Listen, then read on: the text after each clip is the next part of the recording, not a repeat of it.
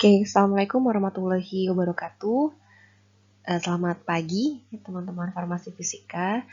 Hari ini saya akan menyampaikan ya materi mengenai tipe-tipe aliran. Nah, saya harap teman-teman sudah menonton video sebelumnya mengenai materi mikromeritik. Dan bila ada pertanyaan, silakan dicantumkan pada kolom komentar di Google Classroom. Atau kalian bisa mencatat terlebih dahulu poin-poin pertanyaan ya di materi mikromeritik ya untuk dikumpulkan nantinya di pertemuan mendatang kita akan membahas lebih lanjut ya. Oke, pada hari ini ya tipe-tipe aliran akan kita bahas. Nah, sebenarnya ya tipe-tipe aliran ini merupakan suatu dasar yang digunakan bagi kita dalam pertama itu dalam menentukan ya wadah yang tepat ya, wadah yang tepat untuk penyimpanan sediaan farmasi yang kita miliki, khususnya sediaan farmasi yang dalam bentuk suspensi ya. Lalu seperti sediaan farmasi dalam bentuk emulsi ya, maupun kosmetik ya yang banyak kita jumpai ya. Itu kenapa harus odol itu disimpan dalam bentuk cup ya. Nah, itu semuanya ada fungsinya ya dan ada peruntukannya. Mengapa dibentuk seperti itu wadah tersebut? Nah, hal demikianlah yang dapat kita pelajari ya terlebih dahulu adalah aliran-aliran dari senyawa yang kita gunakan. Ya, maka dari itu kita harus mengetahui dulu ya tipe-tipe aliran apa saja yang ada. Oke, nah tipe aliran ini menjadi suatu dasar ya ilmu dalam formulasi sediaan farmasi ya, sehingga kita memerlukan ya karakteristik ya zat ataupun senyawa yang digunakan ya dalam sediaan farmasi. Nah, pada akhirnya kita mampu mudah untuk memformulasikannya dan kita mampu menyiapkan wadah yang optimal ya dan tepat agar sediaan farmasi yang kita kemas ya dapat aman dan tentunya stabil ya dari segi senyawa aktifnya maupun eksipien yang ada di dalam sediaan tersebut. Nah, ini ya sehingga kita tahu ya alat dan wadah bentuk seperti apa itu yang tepat dalam menyimpan sediaan farmasi. Nah, ini adalah bentuk dari atau jenis dari sediaan farmasi. Maksud saya ini adalah contoh kosmetik ya. Kosmetika. Nah, kosmetika misalkan yang sebelah kanan obat kumur ya. Di sini bentuk zatnya adalah dia bentuk cairan ya, fase cair. Nah, sehingga diberikan dalam wadah plastik atau kaca ya, terbuka lalu jadi dapat dengan mudah ya untuk menuangkannya ya. Sementara bila yang sebelah kiri ini adalah pasta gigi ya. Pasta gigi dibentuk dalam bentuk tube ya. Lalu ketika kita ingin menggunakan atau mengeluarkan isinya ya kita harus mencetnya terlebih dahulu ya. Jadi harus ada gaya yang dibutuhkan. Nah, mungkin terlihat sepele namun hal demikian ini adalah ada dasarnya ya. Kenapa harus seperti ini ya? Ya karena sediaannya ini tergantung lagi ya bentuknya seperti apa. Kalau bentuknya pasta tidak memungkinkan ya kita menaruhnya dalam bentuk botol seperti ini ya. Karena tanpa ada gaya yang digunakan untuk mendorong pasta, mustahil pasta tersebut akan bisa keluar ya. Nah, maka dari itu wadah tersebut menyesuaikan dengan isi atau senyawa apa yang dibawa di situ ya. Nah, ketika kita mempelajari aliran dari suatu cairan atau suspensi ya. Nah, kita harus memahami terlebih dahulu apa itu yang dinamakan dengan shearing stress dan shearing force. Ya. Shearing ini sebenarnya adalah suatu gesekan ya. Jadi kalau namanya shearing force berarti adalah gaya ya. Gaya yang diberikan ya. Gaya yang diberikan ya, shearing stress atau shearing force ini sama. Dia adalah suatu gaya yang diberikan ya kepada suatu wadah sehingga isi yang ada di dalamnya ini mampu bergerak pada jarak tertentu ya, pada jarak X. Nah, lalu besarnya kecepatan atau laju yang diberikan terhadap gaya tersebut kita sebut sebagai rate of shear atau laju gesek ya, kecepatan gesekan. Ya. Nah, sehingga ini bisa disimulasikan dengan banyaknya gaya yang kita berikan ya. Contohnya pada pasta gigi. Nah, kita memberikan gaya untuk mendorong ya agar pastanya keluar. Nah, itu adalah gaya yang kita berikan ya. Atau disebut juga dengan shearing stress. Nah, maka isi pasta di dalamnya akan bergerak ya. Nah, bergerak. Nah, pergerakannya itu adalah sebesar X ya. Dan pada akhirnya gaya yang kita berikan itu akan menimbulkan keluarnya pasta gigi keluar dari tube. Nah, itu adalah contohnya ya. Oke, nah macam-macam dari tipe aliran itu ada dua ya. Ada aliran Newton dan non-Newton. Nah, kalau untuk yang non-Newton itu ada dibagi menjadi 3. Ada yang plastik, pseudoplastik, dan dilatan.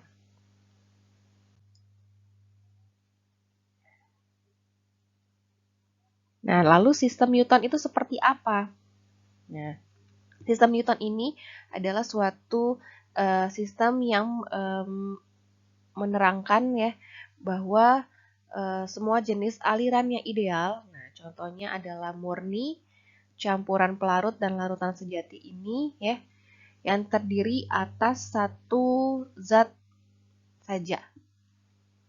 Ya. Dia memiliki sistem yang disebut sebagai sistem Newton. Contohnya apa? Air, ya, parafin cair, etanol. Itu merupakan bentuk dari cairan ya yang termasuk ke dalam sistem Newton.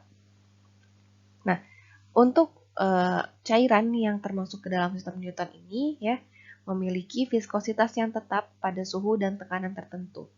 Nah, sehingga dia akan tetap dalam fase cairan ya, tidak akan berubah fasenya pada suhu dan tekanan tertentu dan tidak akan tergantung pada kecepatan geser ya atau shearing rate.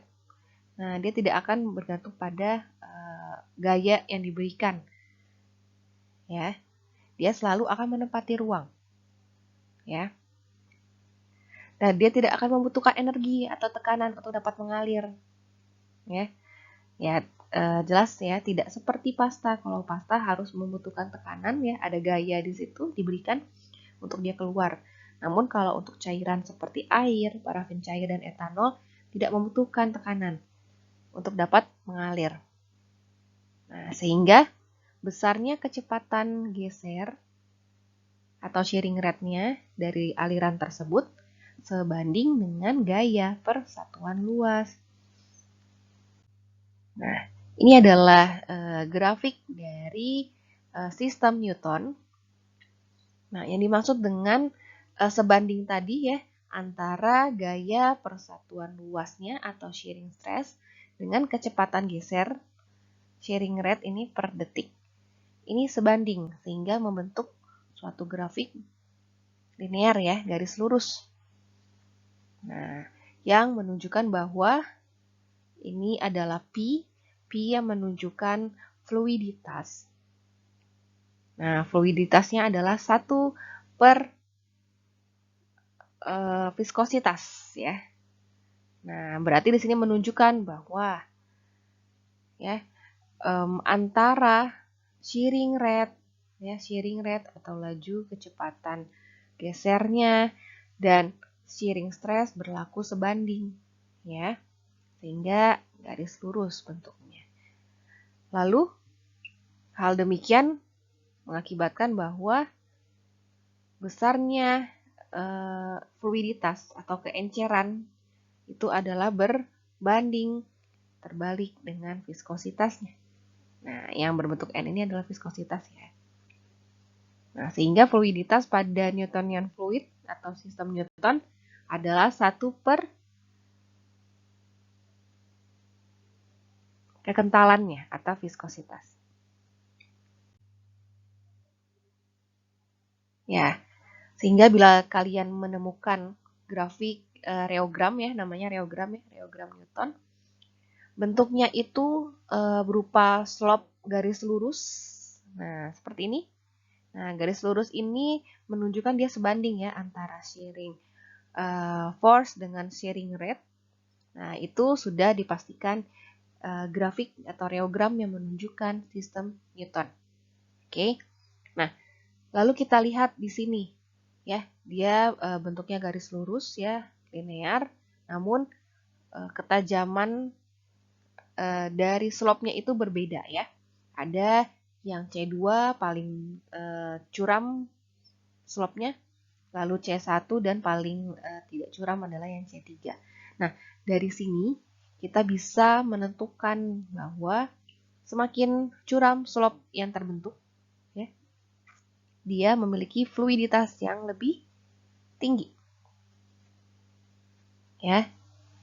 Sementara slope-nya semakin rendah, ya dia memiliki fluiditas yang kurang ya dibandingkan dengan C1 dan C2.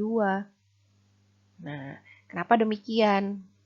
Ya, dikarenakan semakin cepat ya laju dari shearing rate ini terhadap gaya yang diberikan ya, sehingga cairannya itu keluar ya, berarti dia semakin encer, makanya slope-nya itu semakin curam.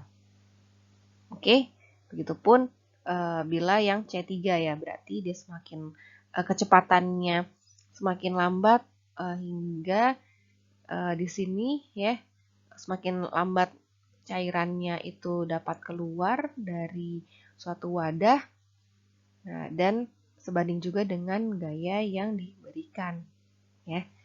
Maka di sini fluiditas yang paling tinggi adalah di slope yang C2.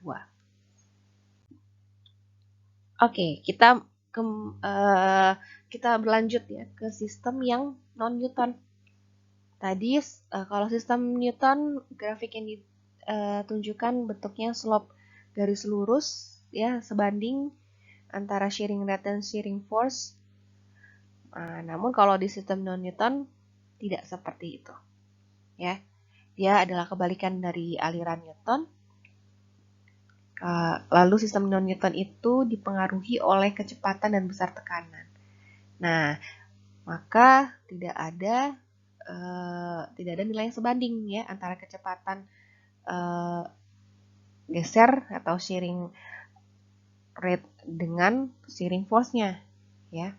Dia harus ada yang satu sama lain itu harus bekerja ya, atau lebih besar. Nah, dalam sistem non-Newton, viskositas sediaan akan berubah karena membutuhkan tekanan agar mengalir. Nah, berarti diperlukanlah gaya yang diberikan ya agar sediaannya, viskositasnya dapat berubah ya, sehingga suatu sediaan tersebut mampu keluar dari wadah atau dapat mengalir.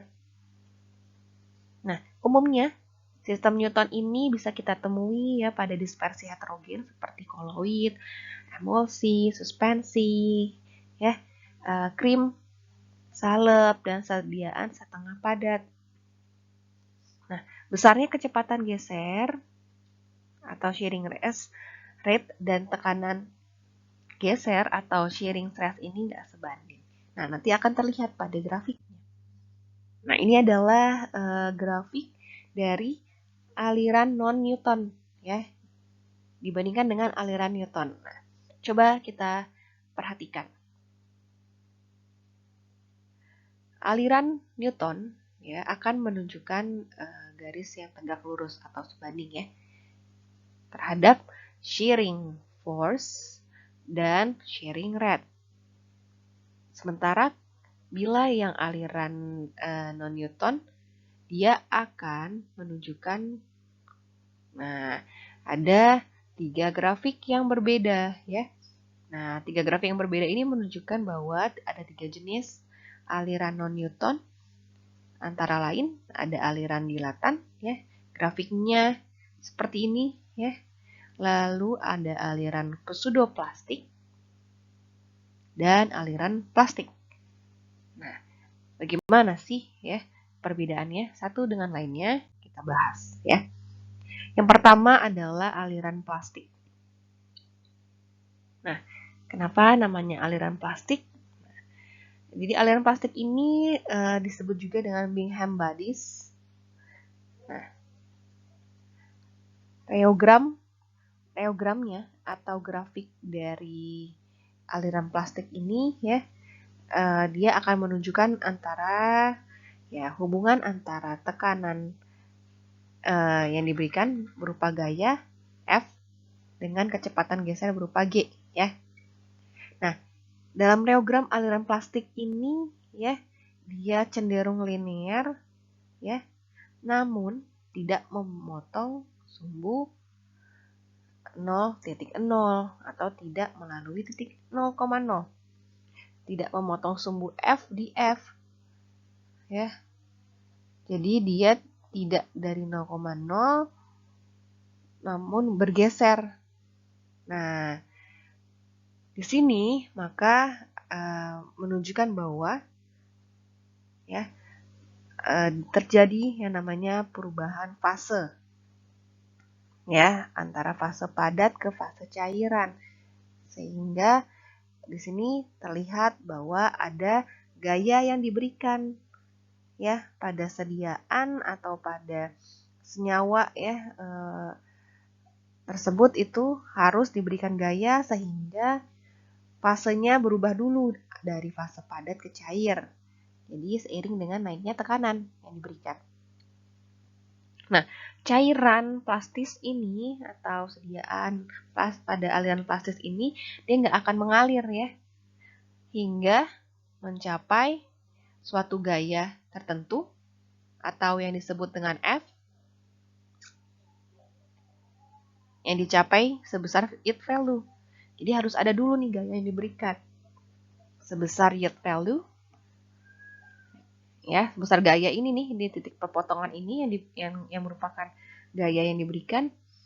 Nah, bila gaya yang namanya F yang diberikan itu kurang dari yield value, nah kurang dari ambang berubahnya fase, nah, maka zat bertindak sebagai bahan yang elastis atau tidak akan mengalir.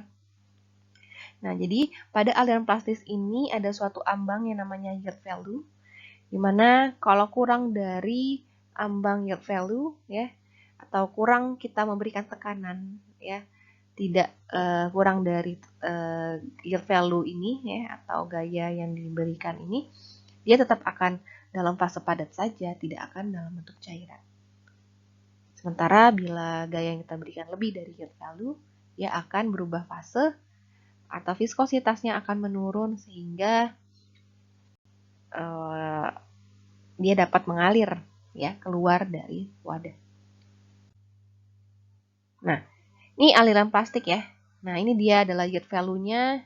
Jadi diberikan tekanan dulu ya sampai yield value sehingga adanya senyawa tersebut dapat mengalir ya atau dapat keluar sehingga mulailah dia tegak lurus ya. Gitu.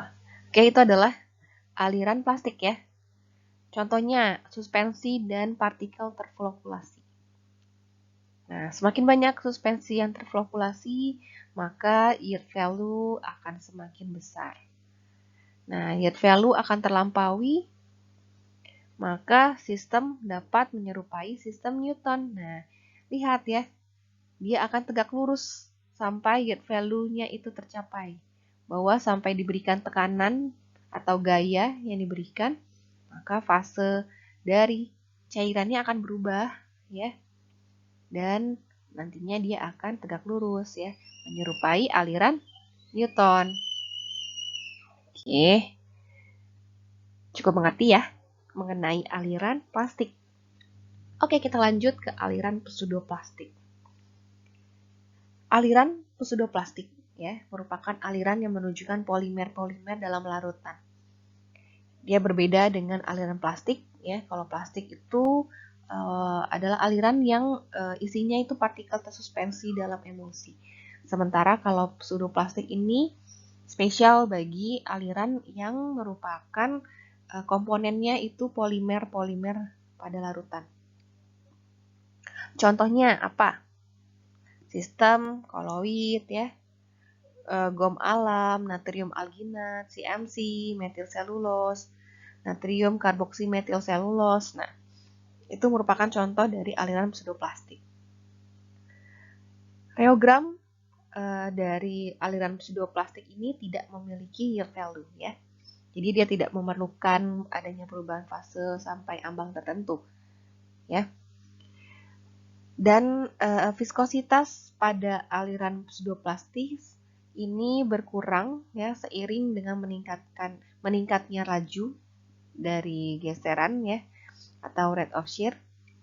Dan aksi shearing stress terhadap polimer akan mengubah bentuk polimer ya yang tadinya tidak beraturan menjadi lebih teratur ya atau dalam bentuk sumbu panjang dalam arah aliran. Nah, jadi kita menggambarkannya adalah ya bahwa sistem dalam aliran pseudoplastik ini dia akan menunjukkan grafik seperti ini ya. Landai dan menukik. Seiring dengan peningkatan tekanan, geser atau gaya yang diberikan, nah, dia akan mencapai kecepatan aliran yang semakin meningkat.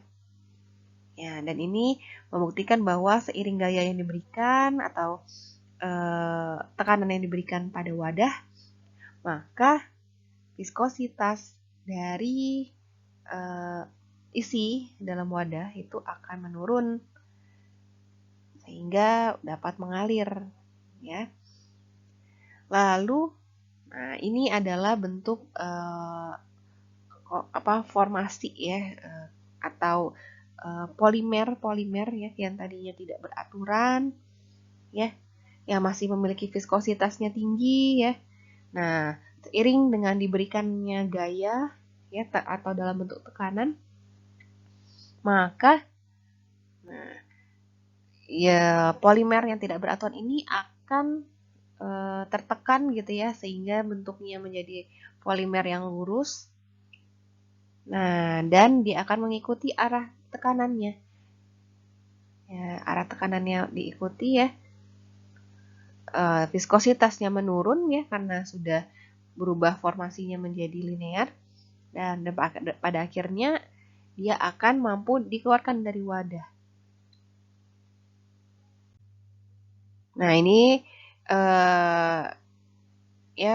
ini sebenarnya sebagai contoh dan mungkin kalau ini lebih kepada sebenarnya cairan atau contoh pada aliran yang ini ya, yang emulsi dan suspensi ini ya lebih mirip contoh pada aliran yang plastis ya. Nah, namun yang harus dipastikan adalah kalau dalam aliran pseudoplastis adalah semakin dikocok ya maka akan bertambah encer yang akan menyebabkan kekentalan menjadi berkurang. Oke, bisa kalian jadikan ini kalau ini contoh adalah bagi yang aliran plastis ya. Namun kalau pseudoplastik ini contohnya seperti ini. Misalkan kalian membuat bubur dari tepung kanji ya. Nah, itu adalah kalian buat gitu ya, campurkan air hangat, campurkan air hangat dengan tepung kanji, lalu kalian aduk gitu ya. Nah, semakin kalian aduk-aduk itu kan ada waktu di mana dia akan bentuknya kental sekali ya. Namun hingga pada kondisi tertentu ya, lama-lama dia akan menurun kekentalannya. Ya, seiring dengan dilakukannya pengocokan atau pengadukan, berarti di situ diberikan yang namanya tekanan ya. Nah, sehingga pada tekanan tertentu dia akan cenderung lebih encer atau viskositasnya menurun hingga dapat kita hasilkan ya suatu bubur yang lebih encer dibandingkan saat awal mengaduknya ya. Jadi bisa dibayangkan ya. Nah, itu adalah contoh dari aliran pseudoplastik. Dan itu juga berlaku bagi kita ketika kita ingin melakukan CMC ya. CMC, NaCMC ya, itu merupakan contoh dari aliran pseudoplastik. Oke. Nah, kita lanjut ke aliran dilatan. Nah, apa itu aliran dilatan ya? Nah, aliran yang terjadi pada suspensi yang memiliki persentase zat padat terdispersi dengan konsentrasi tinggi. Ya, terjadi peningkatan daya hambat untuk mengalir seiring meningkatnya laju atau kecepatan dari kecepatan gesernya ya. Nah, pada keadaan istirahat ya, partikel-partikel tersusun rapat dengan volume antar partikel pada keadaan minimum. Nah, meski laju dari gesernya rendah, jumlah pembawa dalam suspensi tetap cukup untuk mengisi volume dan partikel bergerak di wadah ya. Nah, pada saat tekanannya meningkat, maka isi pada wadah ya atau pada sistem ini mengembang atau dia memuai yang disebut sebagai dilasi ya, dilatan ya. Lalu volume antar partikel akan meningkat dan jumlah pembawa tidak mencukupi ruang kosong. Nah, hal demikian akan menghambat aliran karena partikel tidak terbasahi oleh pembawa. Maka suspensinya menjadi kaku seperti bentuk pasta. Ya. Nah, yang perlu dipastikan adalah ya di aliran dilatan ini adalah aliran tersebut terjadi ya, jadi pada sediaan di mana ketika semakin banyak dilakukan tekanan maka akan semakin kental ya isi dalam wadahnya atau mengalami pemuaian atau berdilatasi. Nah, sehingga suspensinya semakin kaku. Nah, contoh dari aliran dilatan itu adalah suspensi dengan fase terdispersi lebih dari 50%. Contohnya adalah pasta ya, pasta gigi ya. Ya dalam bentuk pasta lainnya dalam sediaan atau dalam bentuk suspensi bolus dalam gliserol, suspensi pati dalam air, itu adalah contohnya. Bagaimana reogram dari aliran dilatan? Ya, seperti ini ya. Nah, hampir membentuk parabola ya. Dari titik 0,0 ya. Nah, jadi aliran dilatan ini bisa disebut juga dengan sistem geser kental, shear thickening, dengan menaikkan laju dari atau kecepatan dari gesekan, maka akan meningkatkan viskositasnya. Nah, ini adalah ilustrasinya ya, dimana ini adalah isi dari atau sediaan yang dimasukkan dalam suatu wadah. Dia memiliki viskositasnya dalam kadar tertentu ya. Dia padat ya, partikelnya diisi dalam suatu wadah dengan volume yang minim ya. Namun ketika dilakukan penekanan ya atau diberikan gaya di situ ya dengan kecepatan tertentu akan menyebabkan partikel yang ada di dalam akan memuai ya atau berdilatasi, volumenya akan meningkat, jadi dia memenuhi ruangan dari wadahnya. Nah, sehingga viskositasnya juga meningkat. Ya, sehingga pada akhirnya dia akan keluar dari wadah. Nah, contohnya adalah pada pasta gigi, ya, pada lotion, ya. Sehingga membutuhkan apa, tekanan yang diberikan itu harus lebih besar, ya, sehingga senyawa ataupun sediaannya mampu keluar dari wadah, gitu ya. Nah, jadi teman-teman bisa ngecek nih, misalkan di pasta gigi, kenapa ya di pasta gigi itu kalau kita baru beli gitu ya, lalu masih terasa kok masih ada yang bagian yang kosong ya, terlonggar. Nah, itu adalah contoh dari aliran lilatan ya. Jadi si pastanya ini tidak diisi penuh di dalam tubnya, karena itu memungkinkan adanya rongga tersebut saat diberikan tekanan, ya, tekanan ke depan ya, agar keluar ya dari tubuh ini, kita kan memberikan tekanan. Nah, seiring dengan tekanan yang diberikan, nantinya ya pastanya itu akan mengembang, viskositasnya meningkat dan volumenya meningkat, memenuhi wadah yang longgar tadi, sehingga keluar dari tube. Begitupun terjadi pada lotion, ya. Oke.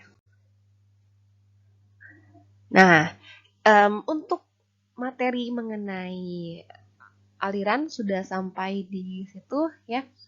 Apakah ada pertanyaan sampai saat ini? Ya, bila ada pertanyaan boleh ditulis dulu ya. Nanti boleh dicari tahu terlebih dahulu ya dari kalian, dan bila tidak menemukan jawaban boleh ditanyakan di Google Classroom. Oke. Nah, kita lanjut ke materi yang berikutnya mengenai viskositas. Oke, di sini sudah ada sebuah foto ya dari dua orang yang memegang dua ini ya, Elmeyer ya. Di sini bisa terlihat bahwa ada dua jenis cairan dengan viskositas yang berbeda ya. Sepertinya kalau yang ini yang lebih kental ya, dan yang biru ini lebih encer. Ya. Nah, di sini bisakah kalian menyimpulkan untuk viskositas mana yang lebih tinggi? Apakah viskositas pada cairan yang berwarna kuning atau pada cairan berwarna merah yang paling tinggi viskositasnya?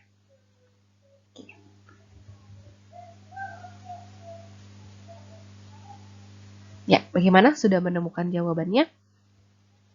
Nah, kita temukan jawabannya di slide berikutnya.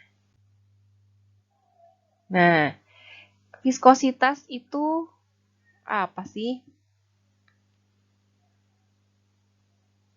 Ya. Nah, viskositas itu merupakan suatu ukuran ya yang menyatakan kekentalan dari suatu cairan atau fluida. Sifat cairan yang berhubungan dengan hambatan untuk mengalir. Ya. Sehingga viskositas akan menentukan kecepatan mengalirnya suatu cairan.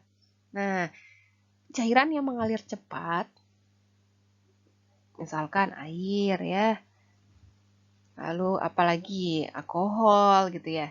Nah, dia memiliki viskositas yang kecil. Sementara yang mengalir lambat itu memiliki viskositas yang besar. Contohnya apa nih? Madu ya, gliserin, oli ya. Nah, itu merupakan cairan dengan viskositas yang tinggi atau yang besar. Oke, sehingga sudah menemukan jawabannya. Mana yang memiliki viskositas yang tinggi? Yang ini ya, yang kuning. Sementara yang biru ini memiliki viskositas yang rendah. Ya. Nah, ini adalah ini ya, ilustrasinya bahwa kalau air dia viskositasnya rendah ya, sehingga alirannya tidak akan terhambat. ya. Dan air juga termasuk ke dalam tipe aliran apa? Newton ya. Jadi dia akan berbanding lurus dengan kecepatan maupun gaya yang diberikan. Ini air. Lalu minyak ya, olive oil, dia viskositasnya medium ya. Lalu kalau madu, nah viskositasnya tinggi ya. Sehingga membutuhkan apa? Membutuhkan dorongan atau tekanan ya. Sehingga madu dapat keluar dari wadah. Nah, mungkin teman-teman ada yang mengkonsumsi madu. Salah satu brand itu dia mengemas madu tersebut dalam kemasan yang ujung dari wadahnya itu ada jaring seperti itu ya. Jadi tidak akan tumpah bila terjatuh gitu ya. Maka wajib dibutuhkan adanya gaya atau tekanan yang diberikan sehingga dia dapat keluar dari wadah ya. Nah, nanti coba dilihat-lihat lagi ya yang punya madu ya di rumah ya. Nah, lalu yang viskositasnya tinggi juga terjadi pada oli ya. Nah, dengan viskositas makin tinggi maka dia akan menghambat ya aliran dari suatu cairan ya. Ini semakin lama semakin kental ya, semakin ke kanan sehingga sangat lambat untuk dapat tertuang ya. Nah, beda dengan yang paling kiri, ini viskositasnya rendah. Sehingga lebih cepat dia untuk bergeraknya ya. Nah, untuk disediaan bisa dilihat mana yang viskositasnya tinggi dan viskositasnya rendah. Yang sebelah kanan viskositasnya rendah atau tinggi? Ya, viskositasnya rendah ya. Dalam bentuk sirup itu viskositasnya rendah sehingga encer ya, lebih encer dan lebih mudah untuk tertuang ke dalam sendok ya. Sementara yang kiri viskositasnya lebih tinggi daripada yang kanan ya. Ini sediaan apa? Contohnya sediaan tasida ya dalam bentuk suspensi. Nah, viskositas ini akan dapat dihitung ya, di mana kita bisa melihat adanya gaya gesek yang terjadi pada antar molekulnya ya, antar molekul cairan. Dimana kalau yang namanya fluida, nah di situ ada suatu cairan ya yang dapat mengalir. Nah, molekul yang membentuk fluida akan saling gesek-menggesek ketika fluida tersebut mengalir. Maka di situ ada interaksi ya antara molekul pada cairan. Nah, ketika yang namanya viskositas itu terjadi, nah berarti di situ ada gaya tarik-menarik antar molekul sejenis. Berarti ada gaya kohesi yang bekerja di situ.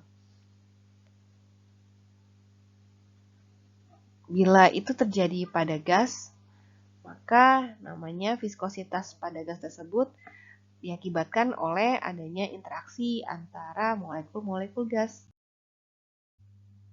Nah, ini kita simak dulu bahwa dalam contoh ini akan menunjukkan ya viskositas cenderung akan mengurangi ya, atau memberikan hambatan ya sehingga mengurangi laju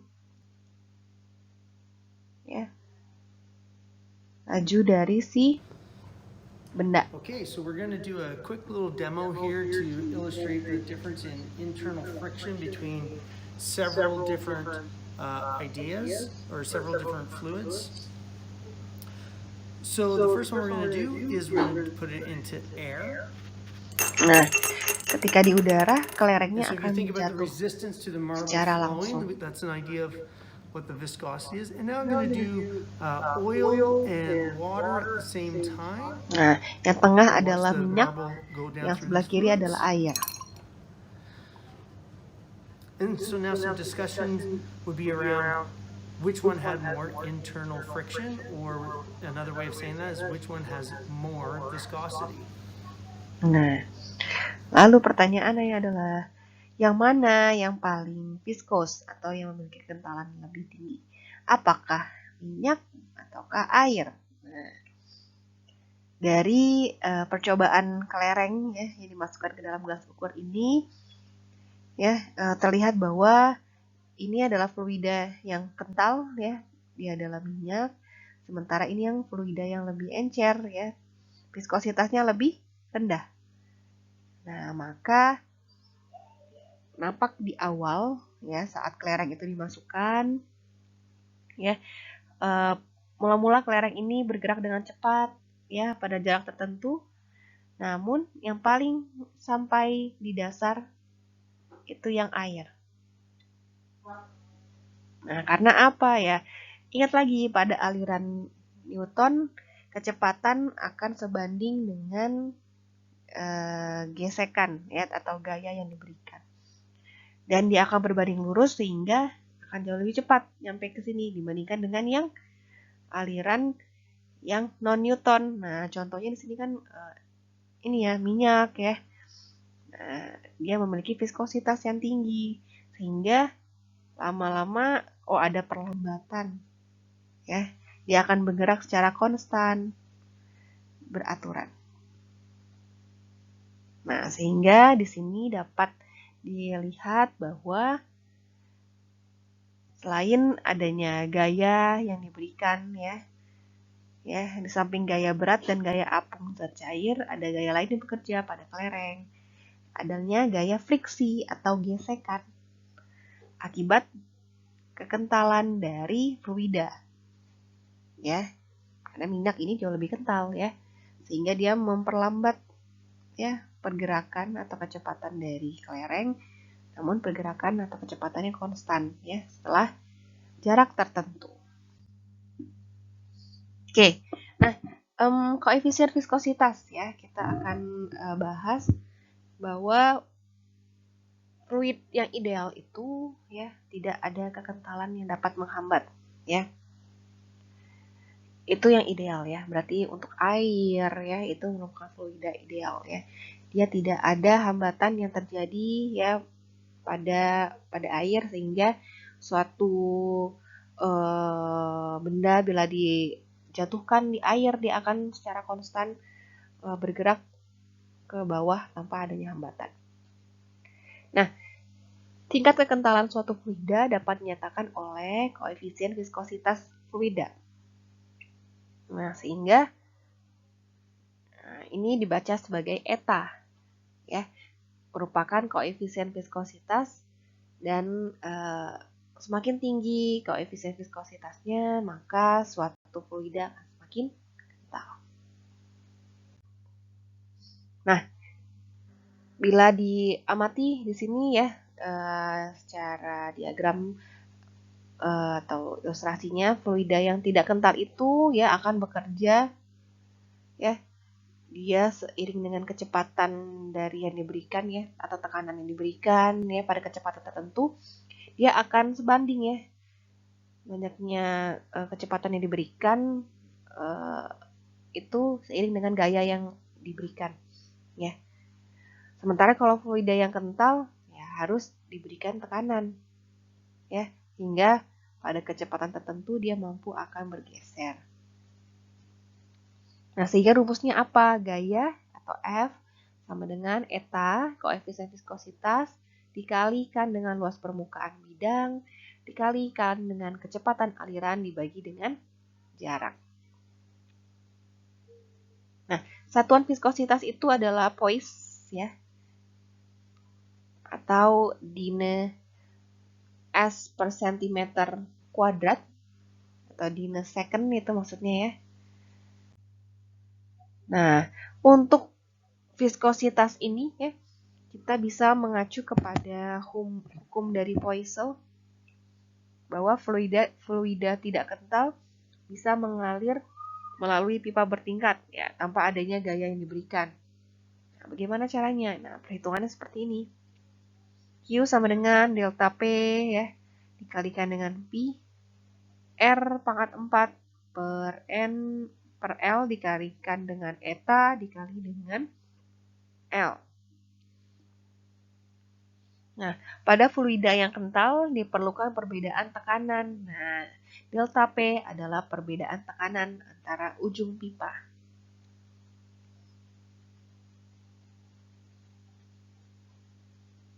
Nah, itu ya, itu adalah rumusnya.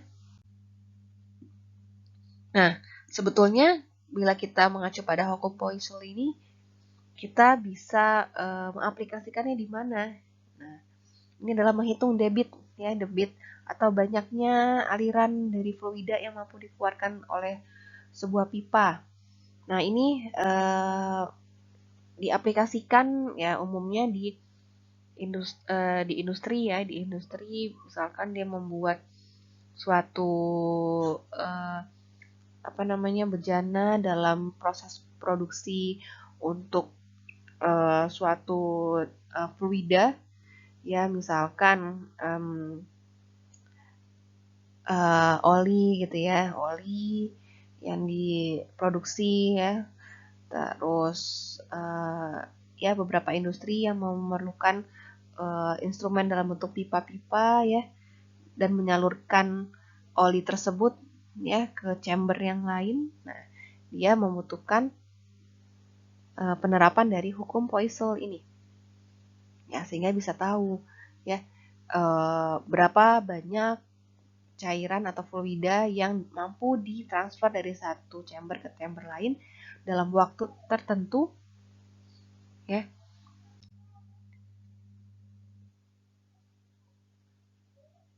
Nah, sehingga ini kesimpulannya adalah semakin besar viskositas, hambatan aliran juga akan semakin besar ya, semakin kental soalnya ya fluidanya, sehingga debitnya menjadi rendah ya, jadi banyaknya yang mampu dikeluarkan dalam suatu pipa akan semakin sedikit.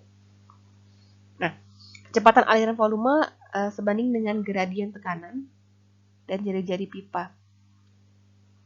Nah, maka debit atau banyaknya fluida dapat dikeluarkan itu sebanding juga dengan tekanan yang diberikan ya, semakin besar tekanan maka banyaknya suatu fluida itu mampu dikeluarkan. Nah, semakin besarnya hambatan nantinya yang dikeluarkan juga akan bisa semakin rendah kecuali tekanan yang diberikan tinggi ya.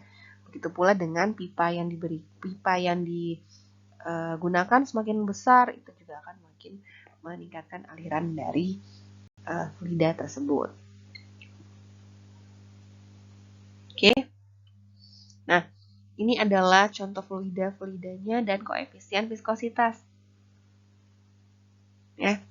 Nah, ini semakin fluida tersebut berada atau dikondisikan pada temperatur yang meningkat, contohnya di sini air, maka kekentalan atau viskositasnya akan semakin menurun. Nah, maka dari itu viskositas juga akan dipengaruhi oleh temperatur. Ya. Sehingga semakin meningkatnya temperatur, viskositas akan menurun. Nah, lalu selanjutnya ada hukum Stokes. Nah, dia juga mampu menghitung ya viskositas dari suatu fluida dengan melihat ya gerak bola yang dimasukkan dalam suatu fluida atau suatu cairan. Di situ ada gaya gesek yang bekerja. Nah, rumusnya ini ya, F sama dengan 6 kali pi R. Nah, ini karena dia dalam bentuk bola ya. Lalu dikalikan dengan eta atau viskositas dan di sini adalah volume dari larutannya atau fluidanya. Sehingga bila sebuah benda padat berbentuk bola dengan jari-jari R dimasukkan ke dalam zat cair tanpa kecepatan awal, bola akan bergerak ke bawah mula-mula dengan percepatan sehingga kecepatannya bertambah. Nah, seiring dengan bertambahnya kecepatan, gaya geseknya semakin besar. Sehingga suatu saat bola akan bergerak dengan kecepatan tetap. Nah, kecepatan tersebut dinamakan kecepatan terminal ya. Saat gaya berat bola sama dengan jumlah gaya, angkat ke atas. Itu adalah hukum Stokes tadi.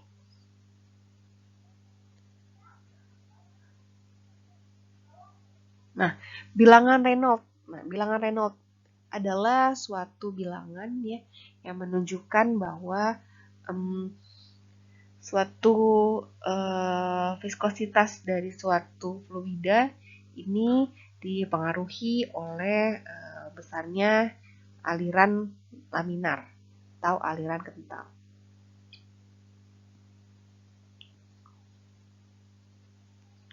Nah, oke. Kalau aliran yang tidak laminar itu seperti apa? Aliran dalam bentuk turbulen ya. Jadi dia berputar ya. Aliran yang cukup besar melalui pipa dengan diameter yang besar. Nah, ini aliran turbulen. Kalau laminar berarti dia searah ya, misalkan diberikan tekanan hanya satu arah gitu ya. Dan gaya yang terjadi di dalamnya ya seiring dengan tekanan yang diberikan hanya searah saja. Namun kalau turbulen berarti ada gerakan yang memutar di dalam pipa. Maka kita bisa menentukan besarnya aliran dari yang turbulen itu yang terjadi dalam pipa dengan bilangan Reynolds. Ketika nilainya lebih dari 2000 dalam rumus ini ya, maka termasuk dalam aliran turbulen. Nah, kenapa sih kita harus membutuhkan hal-hal seperti ini gitu ya? Ya dikarenakan ini akan menjadi suatu kondisi yang terjadi ya bila di industri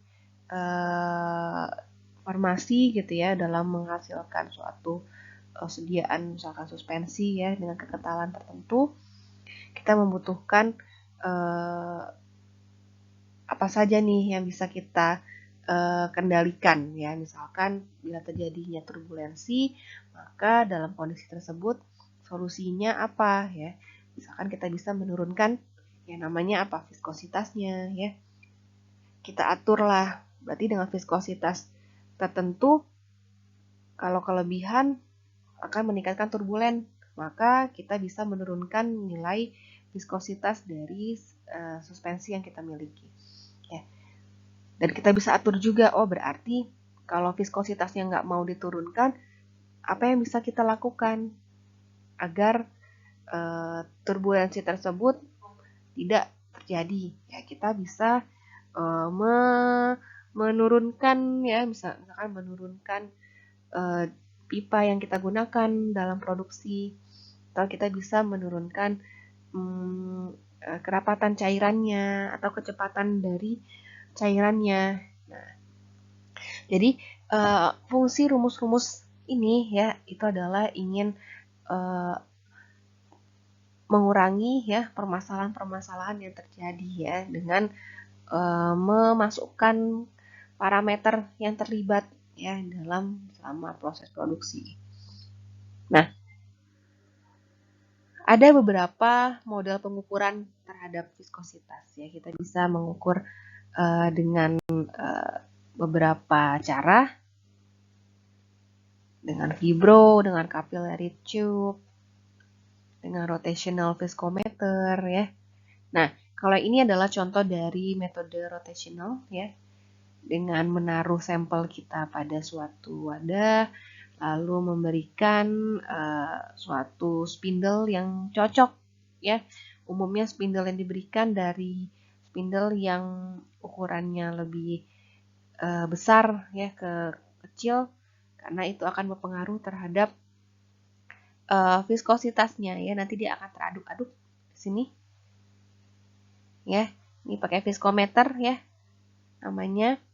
Spindle yang dicelupin ya ke dalam cairan, lalu kita bisa menentukan viskositas dari sampel yang kita ujikan itu berapa. Yang dihitung apa? Nah, gaya geseknya sebetulnya ya. Gesekan yang terjadi antara permukaan spindle dengan sampel yang akhirnya bisa menentukan etanya itu sekian atau viskositasnya sekian.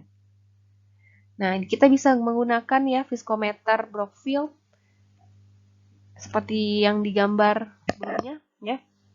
Dia memiliki spindle dengan ukuran tertentu ya. Dimana untuk viskometer Brockfield ini bisa menghitung viskositas dari suatu cairan dengan kategori yang non-Newtonian ya. Berarti di situ ada bekerja gaya dari shearing stress maupun shearing rate ya yang terjadi pada suatu fluida. Nah, pengukurannya ini sangat bergantung sekali pertama dengan jenis spindle-nya. Nah, spindle-nya ini ada berbagai ukuran ya, dari yang panjang kecil gitu ya. Nah, itu ada berbagai ukuran. Lalu diatur juga kecepatan putarnya di sini ya. Lalu suhunya diatur sampelnya dan lama waktu pengukurannya. Ya. Biasanya digunakan pada time dependent ya, jenis cairannya itu pada waktu tertentu akan dicatat ya viskositasnya sekian. Nanti seiring bertambahnya waktu viskositasnya dihitung lagi atau dicatat lagi. Nah, biasanya memang viskositasnya lama-lama akan berkurang ya atau berubah seiring dengan waktu dari pengadukan yang diberikan ya dari spindle. Lalu kita juga bisa mengukur viskositas dengan viskometer Oswald. Ya, alatnya seperti ini ya, viskometer Oswald itu. Nah, untuk viskometer Oswald ini kita bisa menghitung viskositasnya dengan menerapkan hukum Poiseuille. Ya, jadi sebanyak sampel dimasukkan di sini ya.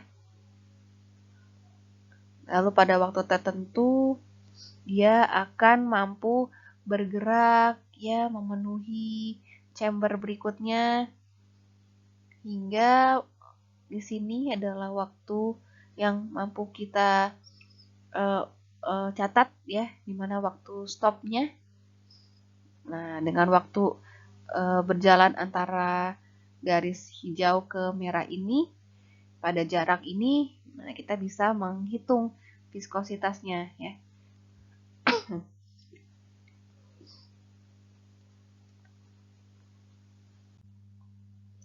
Lalu metode selanjutnya kita bisa menghitung viskositas dengan viskometer bola jatuh.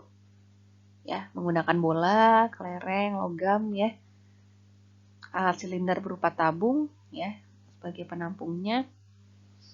Bola ini dengan berat jenis rho B ya. Jari-jari bolanya adalah R, dijatuhkan ke dalam cairan.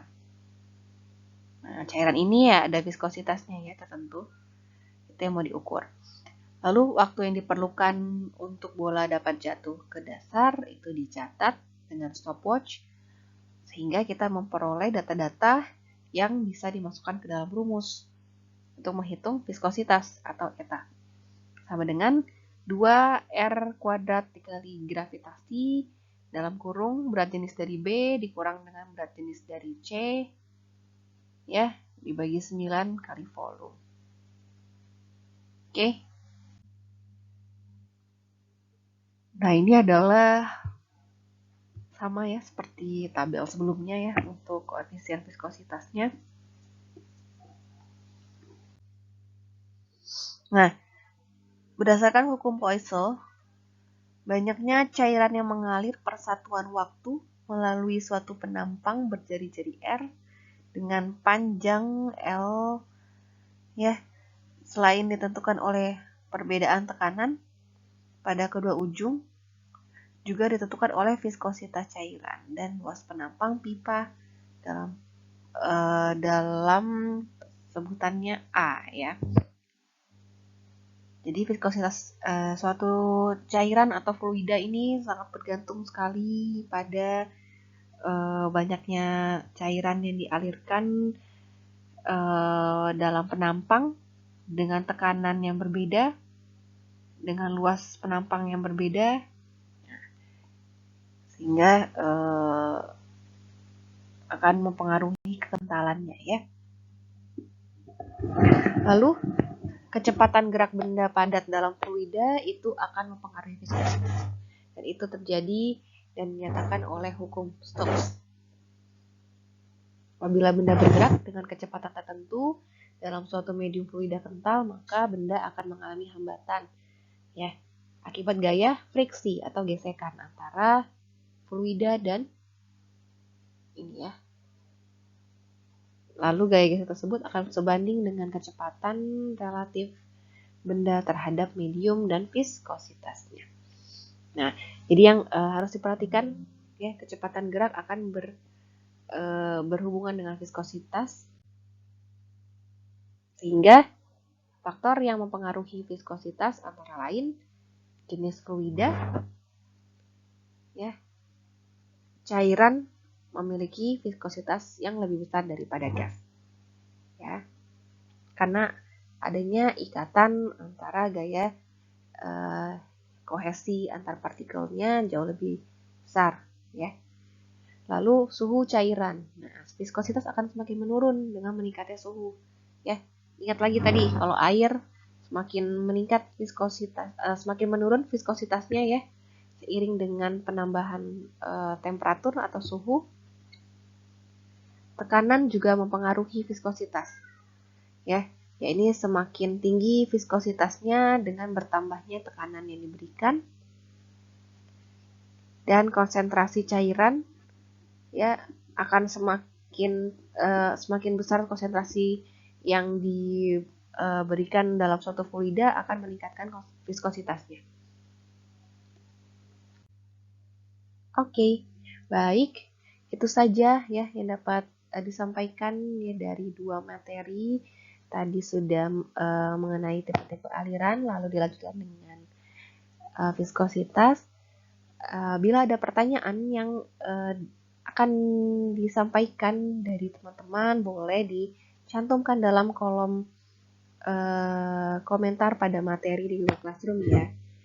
Oke, terima kasih atas perhatiannya. Wassalamualaikum warahmatullahi wabarakatuh.